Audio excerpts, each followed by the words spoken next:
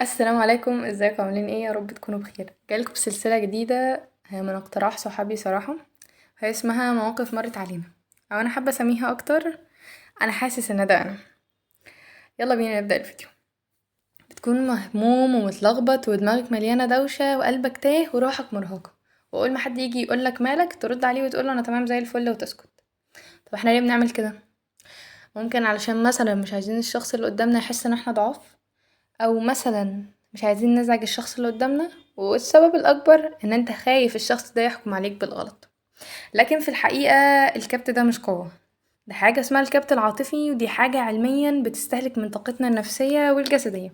وزي ما علم النفس بيقول ان الكتمان المزمن للمشاعر اللي بيطلق عليه emotional masking بيخلي الشخص يعيش في ضغط داخلي مستمر، وده بيزود احتمالية الإصابة بالاكتئاب والقلق. في دراسة كمان انتشرت في مجلة سايكوماتيك ميديسين، لقوا ان الناس اللي بيكبتوا مشاعرهم بيعانوا من توتر مزمن واضطرابات في النوم، واحيانا اعراض جسدية زي الصداع والم في البطن. كمان في دراسة اتعملت في هارفارد ميديكال سكول، لقوا ان الناس اللي بتتجاهل مشاعرها لفترة طويلة بتعاني من مشاكل في النوم والتركيز، حتى آلام جسدية مزمنة.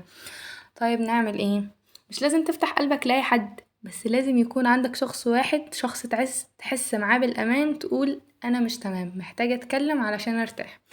أو ممكن تكتب لنفسك أو تسجل حتى، المهم تخرج اللي جواك، لأن في الآخر الاعتراف بالمشاعر ده أول خطوة نحو التوازن.